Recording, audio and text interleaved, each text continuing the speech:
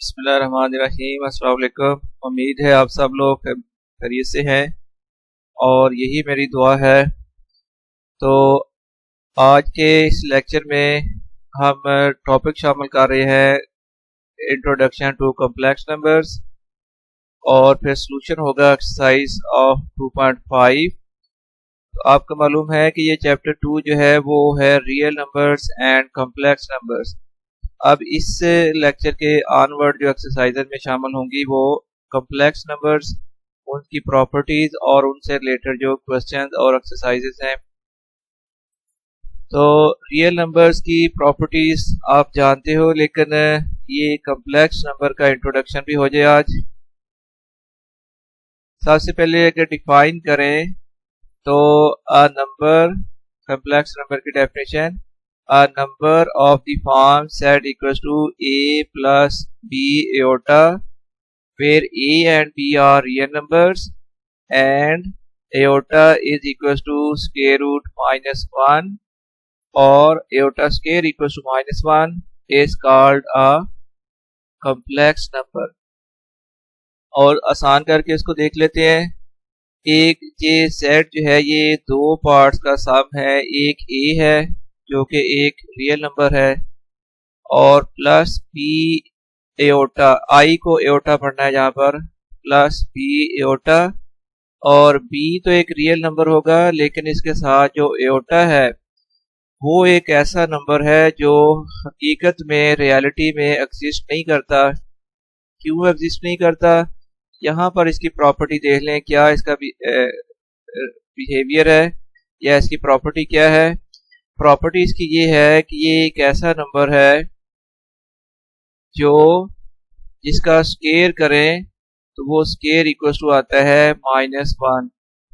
वैसे practically reality में ऐसा कोई नंबर एग्जिस्ट नहीं करता जिसका जो स्केयर है वो माइनस में आ जाए। तो ये एक वह नंबर है एओटा जिसका स्केयर भी करें तो वो -1 के इक्वल है, या इसका अगर स्क्वायर रूट कर ले तो फिर एओटा की वैल्यू आती है स्क्वायर रूट -1। इस एबनॉर्मल यानी प्रॉपर्टी की वजह से, यानी स्क्वायर इसका जो है -1 है, इस वजह से इसको कॉम्प्लेक्स नंबर कहते हैं। कॉम्प्लेक्स नंबर ये रियल नंबर्स में कहीं एग्जिस्ट नहीं करता, सिर्फ इमेजिनेशन में हम इसको कंसीडर कर सकते हैं। तो दोबारा देख लिए, a number of the form Z equals to A plus B iota। ये इसके Z के यानी कॉम्प्लेक्स नंबर के दो हिस्से हैं, एक है रियल पार्ट A और दूसरा जो एओटा के साथ लिखा हुआ है ये है इसका इमेजिनरी नंबर।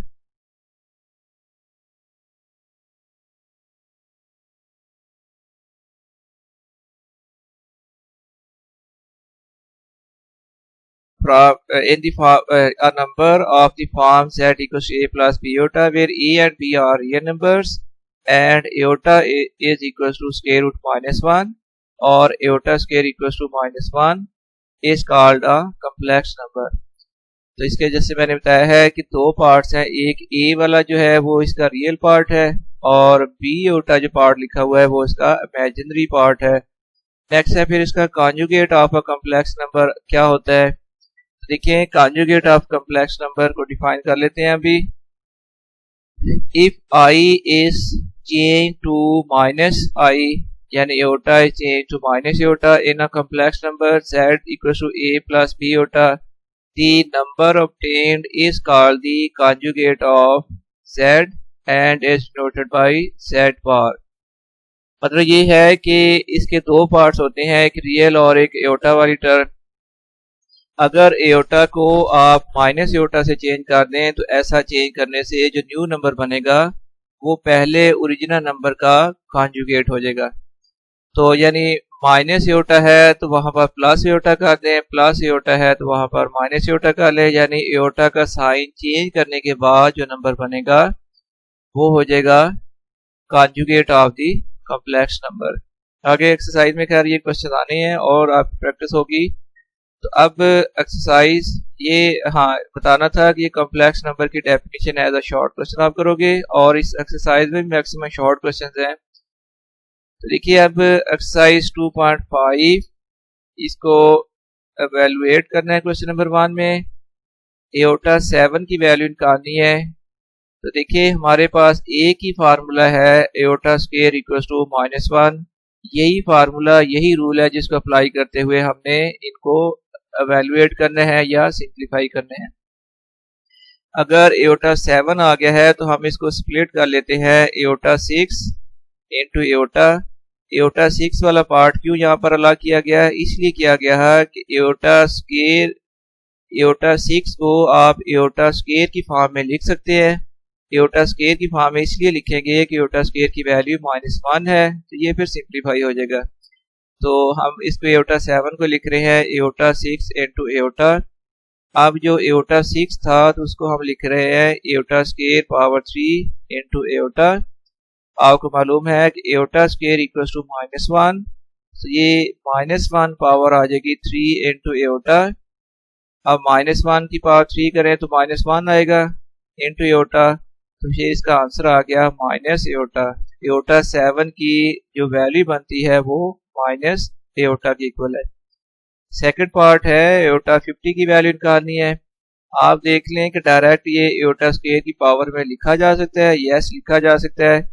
एओटा 50 को आप लिख सकते हैं एओटा स्क्वायर पावर 25। अगर एओटा की कोई ऐसी पावर हो नॉर्मली ऑड पावर जो होती है जिसको हम एओटा स्क्वायर की फॉर्म में नहीं लिख सकते, तो वहां पर फिर आपने इसको स्प्लिट करना होगा जैसे फर्स्ट पार्ट में किया है। लेकिन अगर डायरेक्ट ही आप एओटा स्क्वायर की पावर में लिख सके तो फिर आपने जो गिवन पावर होती है उसको एओटा स्क्वायर की पावर में फॉर्म में लिख देना है। सो एओटा 50 को हम लिख रहे हैं aorta square power 25। Aorta square की वैल्यू -1, तो ये आ गया -1 पावर 25। अब -1 की कोई भी ऑड पावर अगर कर लेते हो आप, कोई भी ऑड पावर है -1 की, तो माइनस साइन मौजूद रहेगा। तो ये 1 की पावर 25 का आंसर 1 आना था और माइनस की पावर 25 जो माइनस रहना था, तो फिर इसका आंसर आ गया -1। इसके बाद थर्ड पार्ट है एओटा 12 की वैल्यू निकालनी है। ये डायरेक्ट एओटा स्क्वायर की पावर में लिखा जा सकता है, तो एओटा स्क्वायर पावर 6 आ गया। एओटा स्क्वायर इक्वल होता है -1, तो -1 पावर 6 हो गया। अब माइनस की पावर जब इवन नंबर हो तो वो माइनस खत्म हो जाता है, साइन प्लस बन जाता है, क्योंकि माइनस माइनस प्लस फिर माइनस माइनस प्लस, तो प्लस साइन आ गया। 1 की पावर 6 का आंसर आ रहा 1 होना था, तो इसका आंसर आ गया 1। फोर्थ पार्ट देखिए माइनस एओटा पावर 8, ये होल की पावर 8 है। एक तो बात है जब माइनस की पावर 8 है, इवन नंबर है, तो माइनस खत्म हो गया, बाकी सिर्फ रह गया एओटा 8। एओटा 8 को आप लिखते हैं एओटा स्क्वायर पावर 4।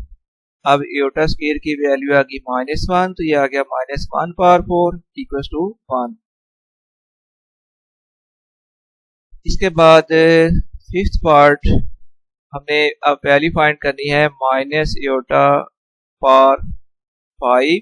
ये पावर चूंकि ब्रैकेट के बाहर लगी हुई है तो ये माइनस की भी पावर 5 है और एओटा की भी पावर 5 है।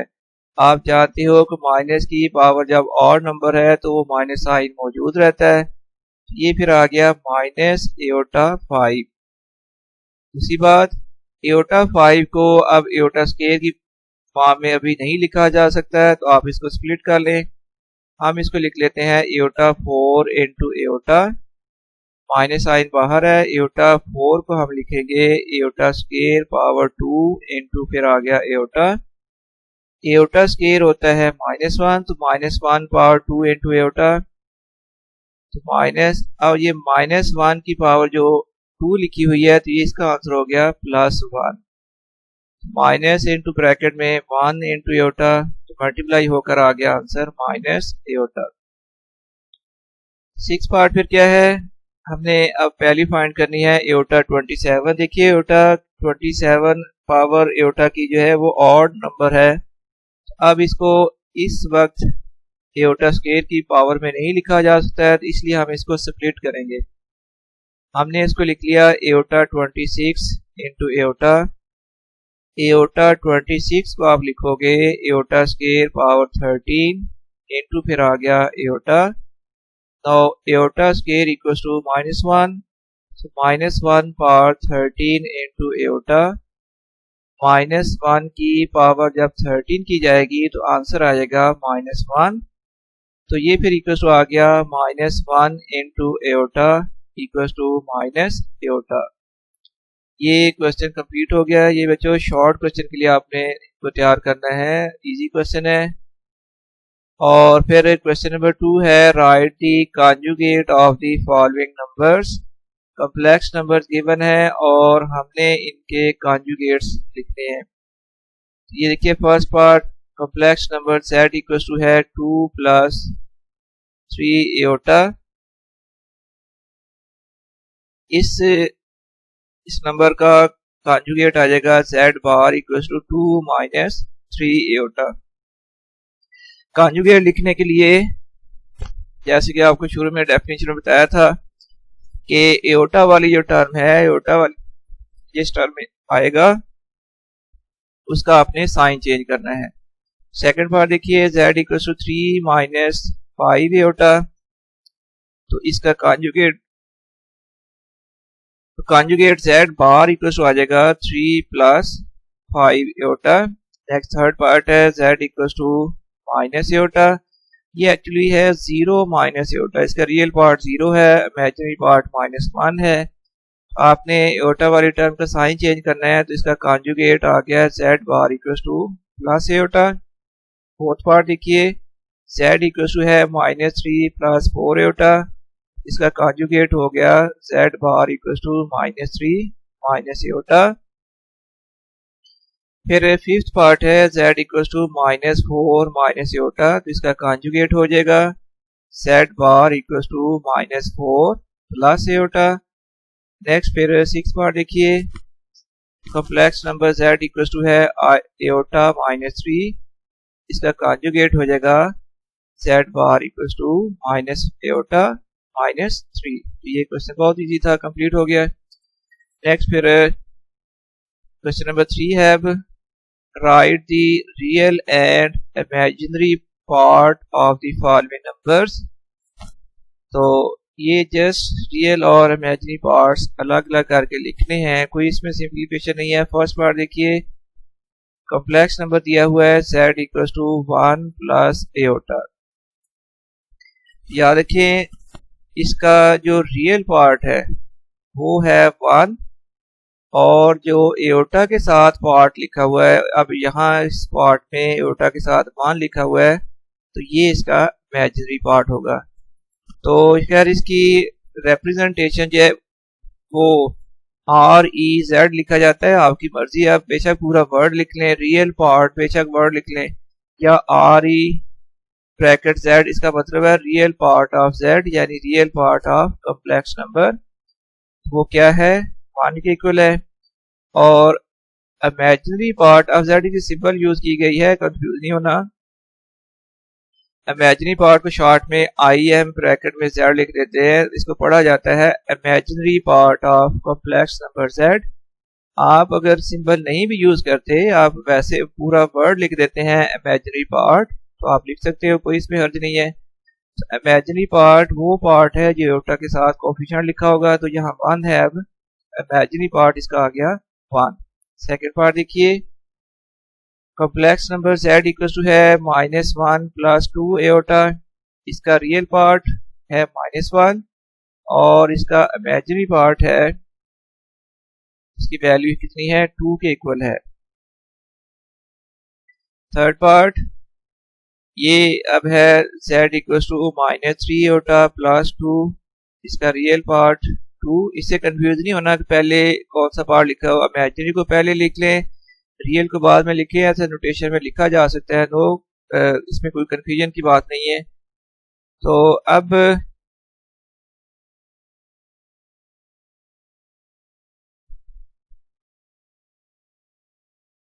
ये अब आ गया रियल पार्ट ऑफ z बनेगा 2 और इमेजिनरी पार्ट ऑफ z है -3। नेक्स्ट पार्ट देखिए z equals to -2 plus -2 iota, इसका रियल पार्ट है -2 और इसका इमेजिनरी पार्ट भी है -2। फिर थर्ड पार्ट, ये अभी हमने थर्ड और फोर्थ पार्ट किया है, अभी करेंगे fifth part. z equals to 0 -3 iota, इसका real part 0, imaginary part -3। Six part है z equals to 2 plus 0 iota, तो इसका रियल पार्ट है 2 और इसका इमेजिनरी पार्ट है 0। इसके बाद ये एक इम्पोर्टेंट शॉर्ट क्वेश्चन है जिसको एज अ शॉर्ट क्वेश्चन आपने सॉल्व करना है। Find the value of x and y if x plus iota y plus 1 is equal to 4 minus 3 iota. Solve करने के लिए सबसे पहले हमने इस इक्वेशन को लिख लिया और इसके बाद यूं करेंगे कि रियल और इमेजिनरी पार्ट सेपरेट कर लेंगे। देखिए लेफ्ट साइड में रियल पार्ट में आ जाएगा x प्लस 1 और प्लस आयोटा y जो है ये इमेजिनरी पार्ट है, इक्वल्स टू आ गया 4 माइनस 3 आयोटा। अब आपने यूं करना है कि जब इनके दरमियान में इक्वालिटी मौजूद है, जब इक्वालिटी मौजूद है तो फिर लेफ्ट और राइट साइड में real part equals to real part होगा और imaginary part equals to imaginary part होगा। तो देखिए लेफ्ट साइड में अब रियल पार्ट है x प्लस 1 और राइट साइड में रियल पार्ट है 4। तो comparing the real and imaginary part, तो real part equal real part करोगे तो x प्लस 1 इक्वल टू आ जाएगा 4 के, क्योंकि लेफ्ट साइड में रियल पार्ट है x प्लस 1 और राइट साइड में रियल पार्ट है 4। So x plus 1 equal to 4। x की वैल्यू फाइंड करनी है, ये प्लस 1 को आप राइट साइड की तरफ लेकर जाएं तो वहां जाकर हो जाएगा 4 minus 1। So x equal to आ गया 3। और जब इमेजिनरी पार्ट को कंपेयर करोगे तो देखिए लेफ्ट साइड में इमेजिनरी पार्ट क्या है y और राइट साइड में इमेजिनरी पार्ट क्या है -3, तो y इक्वल टू आ जाएगा -3। ये कंप्लीट हो गया और साथ ही ये एक्सरसाइज और ये लेक्चर अब कंप्लीट हो गया है। अल्लाह हाफिज।